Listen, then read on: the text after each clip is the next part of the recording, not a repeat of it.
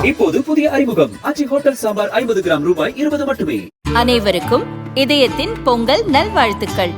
பொங்கலோ பொங்கல்.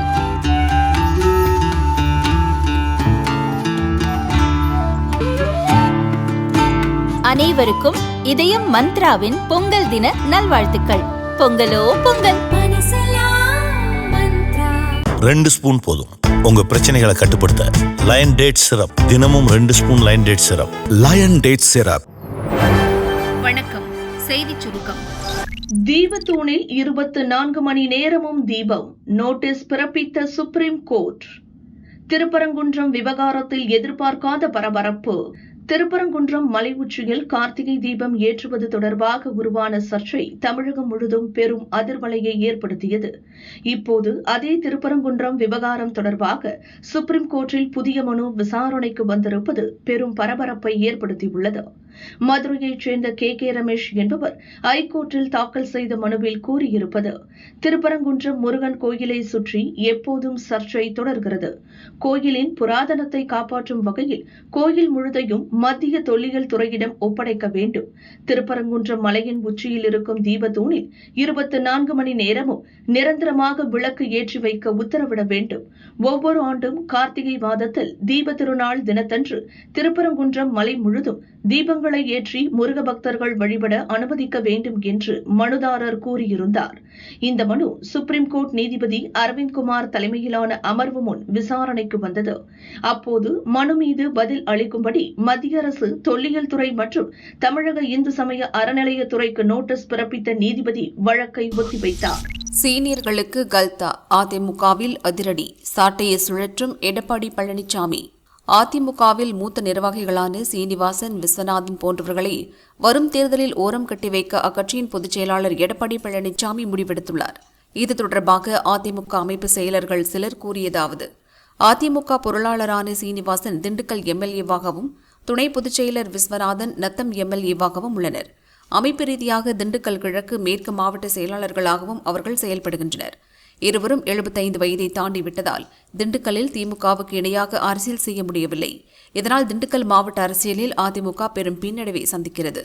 தேர்தலுக்கு முன் இருவரின் தலைமை கழக பதவிகளை மட்டும் வைத்துவிட்டு மாவட்ட செயலர் பதவிகளை பறிக்க பழனிசாமி முடிவெடுத்தார். அது கட்சிக்குள் அதிருப்தியை உருவாக்கும் என்பதால் தற்காலிகமாக ஒத்திவைத்தார்.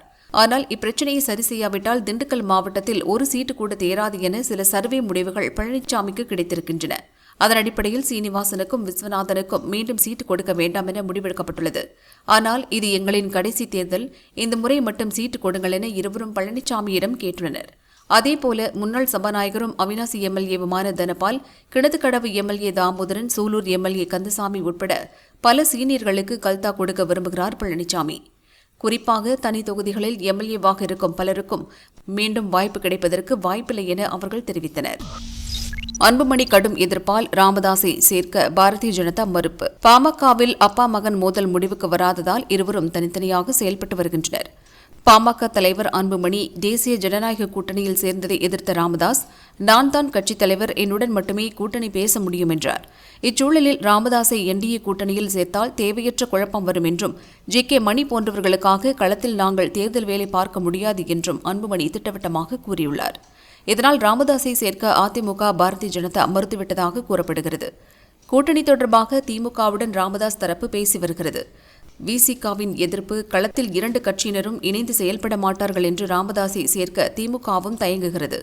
தாவேகாவுடன் கூட்டணி அமைக்கலாமா அல்லது 20 தொகுதிகளில் தனித்து போட்டியிடலாமா என ராமதாஸ் ஆலோசித்து வருவதாக அவரது ஆதரவாளர்கள் தெரிவித்தனர்.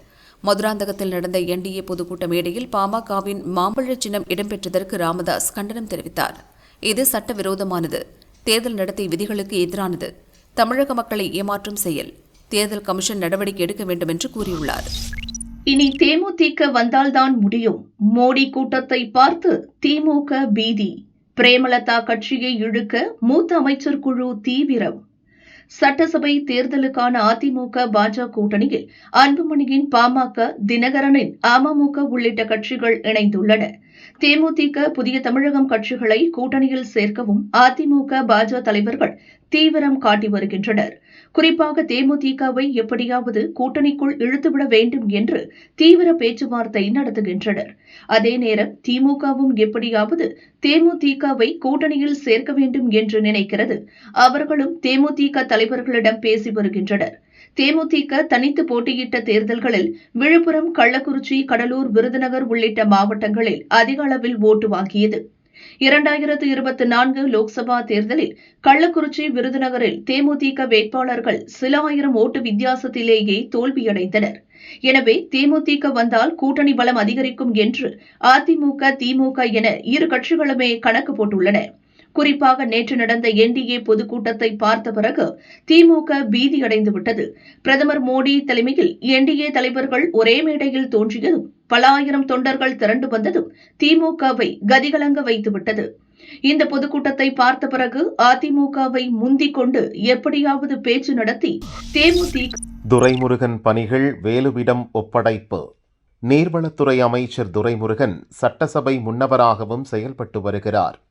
தற்போது உடல்நலக்குறைவு காரணமாக அவர் மருத்துவமனையில் அனுமதிக்கப்பட்டுள்ளார். இந்நிலையில் சட்டசபையில் தன் துறை சார்பாக துரைமுருகன் செய்ய வேண்டிய பணிகள் பொதுப்பணித்துறை அமைச்சர் வேலுவிடம் ஒப்படைக்கப்பட்டுள்ளன.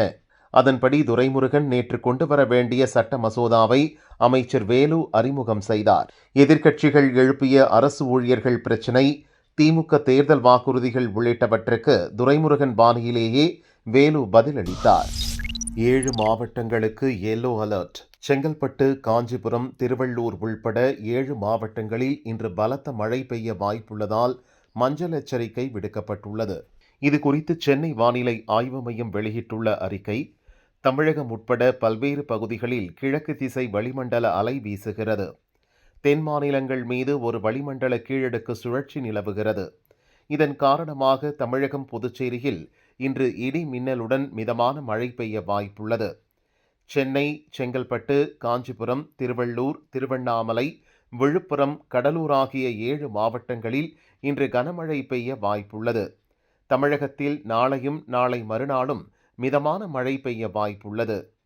சென்னை மற்றும் புறநகர் பகுதிகளில் இன்று வானம் மேகமூட்டமாக காணப்படும்.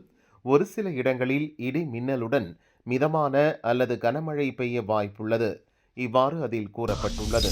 பாகிஸ்தான் பயங்கரவாதிகளின் தளபதியை காஷ்மீரில் சுட்டுத் தள்ளிய ராணுவம். எல்லையில் திடீர் பதற்றம். தேடுதல் வேட்டை தீவிரம். கதுவா, ஜம்மு காஷ்மீரில் பாதுகாப்பு படையினர் நடத்திய தாக்குதலில் பாகிஸ்தானின் ஜெய்ஷ் இ முகமது பயங்கரவாதி சுட்டுக் கொல்லப்பட்டார். குடியரசு தின விழாவை சீர்குலைக்க பாகிஸ்தான் மற்றும் வங்கதேச பயங்கரவாதிகள் சதித்திட்டம் தீட்டியிருப்பதாக ஏற்கனவே நம் உளவுத்துறை எச்சரித்துள்ளது. அயோத்தி ராமர் கோயில், டில்லி, காஷ்மீர் உள்ளிட்ட இடங்களை அவர்கள் குறிவைத்திருப்பதாகவும் உளவுத்துறை எச்சரித்து இருந்தது. இதனால் நாடு முழுவதும் பாதுகாப்பு பலப்படுத்தப்பட்டுள்ளது. இந்த நிலையில் காஷ்மீரில் கதுவா மாவட்டத்தின் பிலாவார் பகுதியில் பயங்கரவாதிகள் பயன்படுத்திய பதுங்கு குழிகள் சமீபத்தில் கண்டறியப்பட்டன. அப்பகுதிகளில் காஷ்மீர் போலீசாருடன் இணைந்து ராணுவம், சிஆர்பிஎஃப் படையினர் தேடுதல் வேட்டையில் ஈடுபட்டனர். அப்போது அங்கு பதுங்கியிருந்த பயங்கரவாதி ஒருத்தன் நம் பாதுகாப்பு படையினரை நோக்கி சரமாரியாக சுட்டான். நம் பாதுகாப்பு படையினரும் உரிய முறையில் பதிலடி கொடுத்தனர். இதில் அந்த பயங்கரவாதி சுட்டுக் கொல்லப்பட்டான். அவனது சடலத்தை கைப்பற்றி போலீசார் விசாரித்தனர். அதில் கொல்லப்பட்ட பயங்கரவாதி பாகிஸ்தான் வம்சாவளியைச் சேர்ந்த உஸ்மான் என்பது தெரியவந்தது. அவன் ஜெய்ஷ் இ முகமது பயங்கரவாத அமைப்பின் காஷ்மீருக்கான தளபதி என்பது தெரியவந்தது. 2024 முதல் இப்பகுதியில் அவன் ஆக்டிவாக இருந்து வந்திருக்கிறான். இதுவரை 6 கொடிய தாக்குதலை நடத்தியுள்ளான். இதில் வீரர்கள், மக்கள் என பலர் கொல்லப்பட்டு இருக்கின்றனர். சரியான நேரத்தில் நடத்தி அவனை நம் ராணுவம் கொன்றுவிட்டது. தொடர்ந்து அப்பகுதியில் தீவிர தேடுதல் வேட்டை நடக்கிறது. இதேபோல் கிஷ்துவார் பகுதியிலும் பயங்கரவாதிகள் பதுங்கியிருப்பதாக ரகசிய தகவல் வந்தது.